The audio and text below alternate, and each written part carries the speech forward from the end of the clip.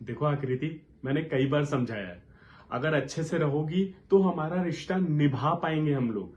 अगर नहीं अच्छे से रहोगी ना तो हमारा रिश्ता नहीं निभा सकते। देखो होता क्या है ना, मैं तुम्हें कुछ बोलता हूं, तुम मुझे कुछ बोलती हो, और हम दोनों को एक दूसरे की बातें समझ में नहीं आती है। देखो, मैं ना तुमसे बड़े प्यार से, बहुत आसान शब्दों में कुछ बोलना चाहता हूं, समझो अगर समझ सकती हो तो। नहीं तो इसके बाद आई थिंक हमें ब्रेकअप कर लेना चाहिए। Listen to me first.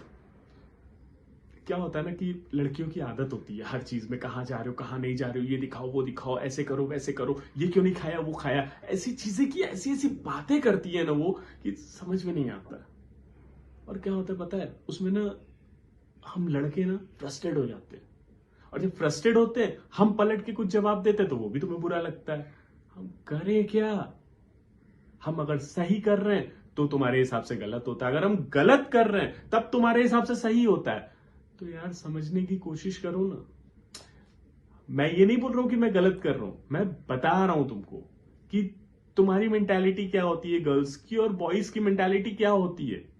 अगर तुम समझोगी नहीं हमारी मेंटालिटीज को एक दूसरे को तो मतलब नहीं है।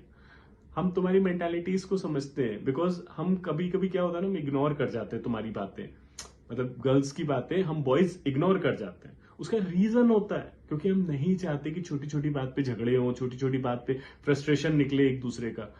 बट तुम गर्ल्स, तुम लोगों को समझ में ही नहीं आता यार। तुम लोग बस सोचते हो मैं सही हूं, मैं सही हूं। यार ऐसे नहीं होता है। आपको सामने वाले को भी समझना पड़ेगा, उसको सुनना पड़ेगा। First be a good listener, then you can understand कि सामने वाला सही है या गलत है। बट प्लीज एक दूसरे को अंडरस्टैंडिंग में लेकर चलो, तभी हमारा ये रिश्ता चल पाएगा। आई थिंक तुम्हें ये चीज समझ में आई होगी। आई होप कि हमारा रिश्ता अच्छे से चले अब।